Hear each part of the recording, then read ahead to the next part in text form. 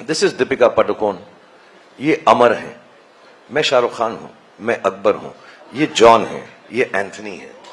And this is what makes cinema. Amar, Akbar and Anthony, there are no differences that any of us have for anybody, any culture, any aspect of life. Pathaan के mega blockbuster opening के कुछ ही दिन बाद और इत्तेफाकन महात्मा गांधी के 75th death anniversary के दिन शाहरुख खान ने एकता के बारे में वो बात कही जो सिर्फ बॉलीवुड को ही नहीं बनाता है बल्कि हमारे देश को जोड़ता है, उसे दुनिया का एक ताकतवर प्रतीक बनाता है. अमर, अकबर, एंथनी सिर्फ मनमोहन देसाई के पिक्चर का नाम नहीं है. जब हमारे देश में अमर, अकबर और एंथनी साथ हो जाते हैं तब किसी माई का लाल में दम नहीं है कि हमें रोक सके. गांधी जी का यूनिटी इन डाइवर्सिटी वाला पार्ट तो बचपन में पढ़ा था, टेक्स्ट बुक में पढ़ा था, लेकिन सोशल मीडिया और गोदी मीडिया के चपेट में आकर नेता टाइप लोगों की चिकनी चुपड़ी बातें सुनकर हम कहीं बहक गए थे. पिछले कुछ सालों में नफरत, अस वर्सेस देम की आग में हम झुलसने लगे थे. लेकिन शायद ऐन मौके पर हमें एक सुपर हीरो ने बचा लिया, सबको यह दिखा दिया कि नफरत अभी जीती नहीं, प्यार अभी हारा नहीं. हाँ ठीक है, विलन कभी कभी भारी पड़ जाता है, लेकिन जीत अंत में सच्चाई और अच्छाई की ही होती है. यह बॉलीवुड और हमारी जिंदगी का मूल मंत्र है. आज पठान बॉक्स ऑफिस पे 1000 करोड़ की कगार पर खड़ी है, दुनिया भर में भौकाल मचा रही है. Highest grossing Bollywood movie ever. China में तो बिजनेस खुली भी नहीं है, लेकिन 1000 करोड़ से बहुत कुछ ज्यादा कमाया है इस पिक्चर और शाहरुख खान ने, और वो है लोगों का प्यार और नफरत को भारी मार. और आज जिस सफलता की चोटी पर शाहरुख खान बैठे हुए हैं उसके लिए बहुत कुछ सहन करना पड़ा है पिछले कुछ सालों में. यह कतई भी मत सोचिएगा लेकिन कि पठान अपनी स्टोरी लाइन, अपनी वीएफएक्स, अपनी एक्शन या अपनी एक्टिंग के वजह से इतनी बड़ी हिट बनी है, वो भी biggest Bollywood blockbuster of all times बनी है.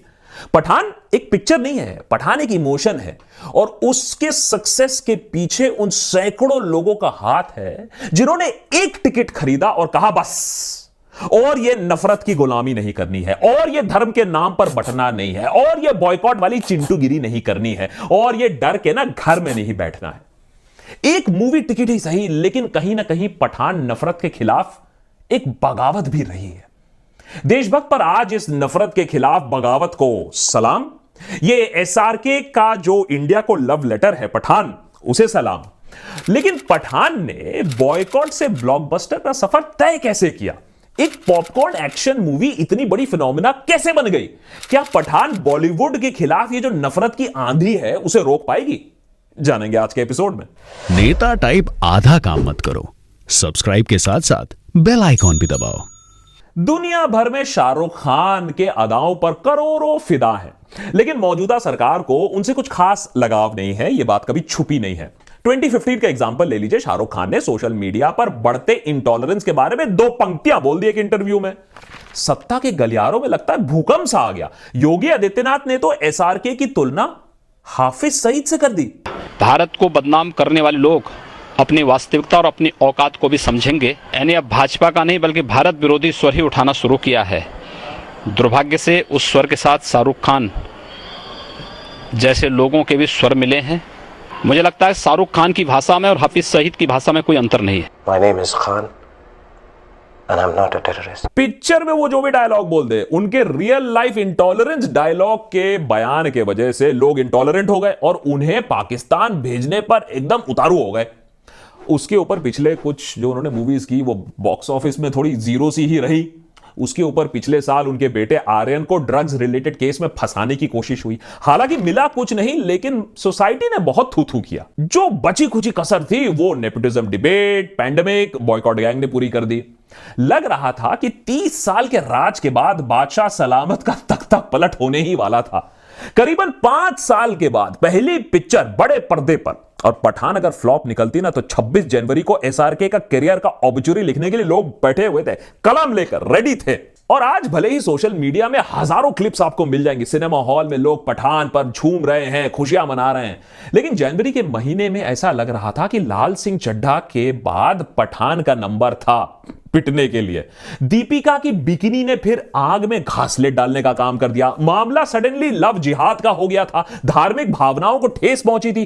खुद मध्य प्रदेश के होम मिनिस्टर ने इस गंभीर मसले पर टिप्पणी दी और कहा, दीपिका पादुकोण जी टुकड़े टुकड़े गैंग की समर्थक रही हैं, जेएनयू वाले उसमें, और इसलिए मैं ये निवेदन करूंगा कि इसके दृश्यों को ठीक करें, वेशभूषा को ठीक करें, अन्यथा मध्य प्रदेश में इस फिल्म को अनुमति दी जाए या न दी जाए, ये विचारणीय प्रश्न होगा। सुना आपने मंत्री महोदय को।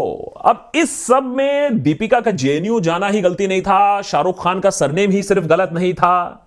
जब बाकी के स्टार्स आम चूस रहे थे, आम चूसना सीख रहे थे, उसी समय शाहरुख ने जी हजूरी करने से इनकार कर दिया। ऐसा नहीं कि शाहरुख ने सिस्टम के खिलाफ कोई बगावत छेड़ दी हो, कोई जंग छेड़ दी हो, स्टेटमेंट्स दे दिए हो, लेकिन चुप रहना भी बगावत है। क्योंकि आज के डेट में सिस्टम को आपकी पूरी भक्ति, आपकी पूरी श्रद्धा की जरूरत है, और अगर नहीं दी तो आपसे बगावत की बू आने लगेगी। और इसके पीछे एक बहुत बड़ी वजह है। ऑपोजिशन और मीडिया को काबू करने के बाद मुंबई फिल्म इंडस्ट्री को अपने इशारों पर नचाना था, अपने तरीके से फिल्म बनवाने थे। क्योंकि हमारे देश में बॉलीवुड से ज्यादा शायद ही ऐसी कोई चीज है जो इतने सारे लोगों के दिल को छूती है, उन्हें इन्फ्लुएंस करती है।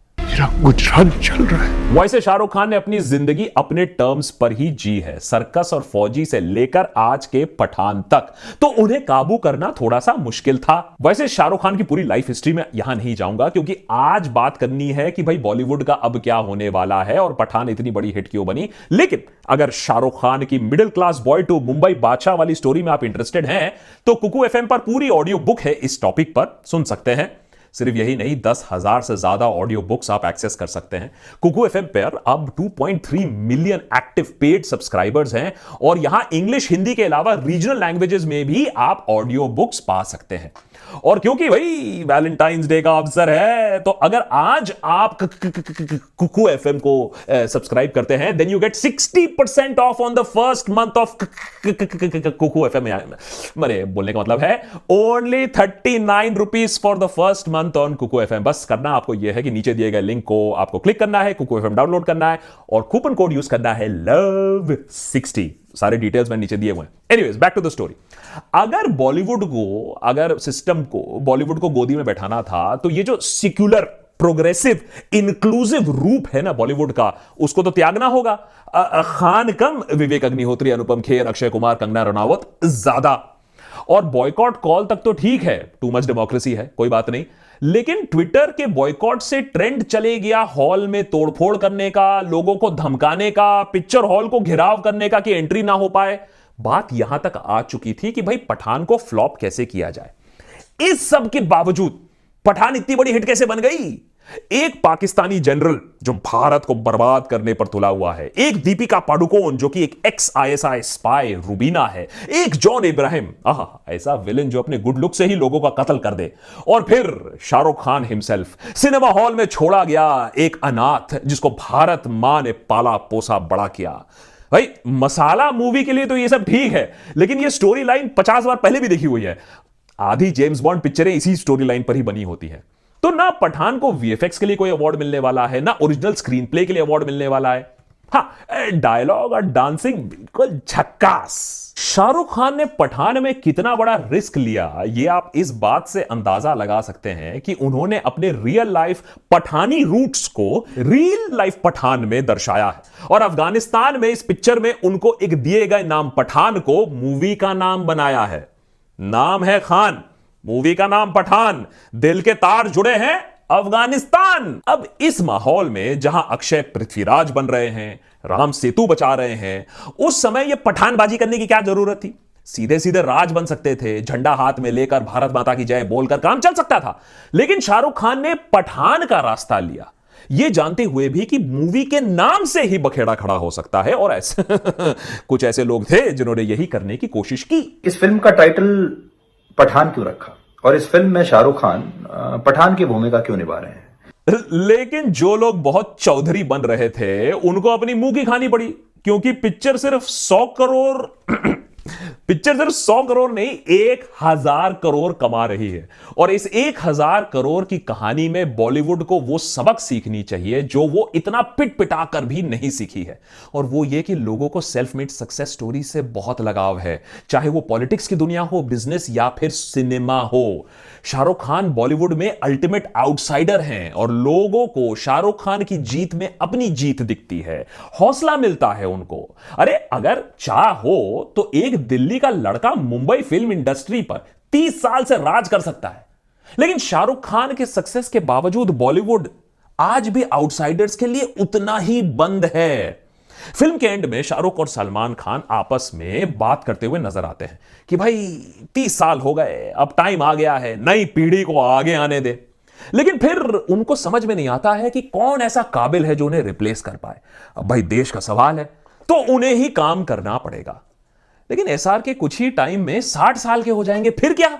जब तक बॉलीवुड और एसआरकेज नहीं बनाता है, अपने ही स्टार किड्स को स्ट्रगल करवाता है, तब तक बॉयकॉट गैंग की तो चांदी रहेगी और मीडियोक्रेसी रहेगी जिंदाबाद। देखिए इसमें कोई डाउट नहीं है कि पठान की सफलता से इंडस्ट्री को राहत मिली है।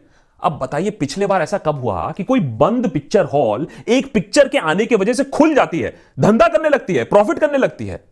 पठान इस समय मेगा हिट बनी जब लोगों ने मान लिया था कि भाई सिनेमा हॉल कोई आना ही नहीं चाहता है, कुछ टाइम बाद वैसे में ओटीटी पे देख लेंगे, क्या जरूरत है हॉल जाने की। पठान उस समय 1000 करोड़ की कगार पर खड़ी है जब साउथ की मूवीज का वर्चस्व ऑलमोस्ट टोटल है और बॉलीवुड दृश्यम 2 बनाकर रीमेक बनाकर खुश हो जाती है। पठान ने सिर्फ विलेन जिम पर ही विजय हासिल नहीं की, पठान ने लोगों को एक किया, पठान ने नफरत को पछाड़ा, पठान ने बॉलीवुड को एक लाइफलाइन जरूर दी है। अब वो लाइफलाइन वाले अंकल तो कुछ बोलते नहीं है, तो बादशाह को ही काम करना पड़ा। तो मॉरल ऑफ द स्टोरी यह है कि आम चूसने वालों का थोड़ा खराब टाइम चल रहा है। वही नफरत, वही प्रोपोगेंडा वाली पिक्चर अभी उतनी नहीं चल रही है, लोग नफरत से बाहर आना चाहते हैं। अब सवाल यह है कि पठान के बाद बॉलीवुड रिस्क लेगा या वही सरकारी प्रोपोगेंडा पिक्चर ही बनाएगा। पठान ने कुछ नया नहीं किया हो, लेकिन रिस्क जरूर लिया है शाहरुख खान ने। एक जमाना था जब बॉलीवुड एक्सपेरिमेंटल मूवीज बनाती थी, सिस्टम और सोसाइटी पर सवाल उठाती थी। किस्सा कुर्सी का, जाने भी दो यारो जैसी पिक्चरें आज के डेट में बनना हम सोच भी नहीं सकते हैं। पठान ने कम से कम यह तो दिखा दिया कि पूरा देश अंधा नहीं है, लोगों को मूवीज के जरिए आप एक पॉजिटिव मैसेज दे सकते हो, एकता और सच्ची देशभक्ति के बारे में 2 पाठ पढ़ा सकते हो। तो आशा यही है कि बॉलीवुड इस मौके का फायदा उठाए, कुछ रिस्क ले, कुछ नया बनाए, नहीं तो फ्लॉप्स का सिलसिला फिर से शुरू होने में ज्यादा टाइम नहीं लगेगा।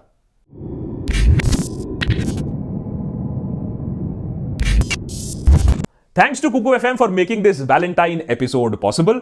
और अगर आपने पठान नहीं देखी है, फोर्स नहीं करूंगा, लेकिन it would not be a bad idea. और अगर आपको हजारों ऑडियो बुक सुनने हैं तो उसके लिए जरूर कुकू एफएम हाजिर है। वैलेंटाइन डे पर अगर आप कुकू एफएम सब्सक्राइब करते हैं तो आपको फर्स्ट मंथ में 60% डिस्काउंट मिलता है। नीचे दिए गए कोड LOVE60 को अगर आप इस्तेमाल करते हैं, then the first month of Kuku FM is only for ₹39। Happy listening and happy watching.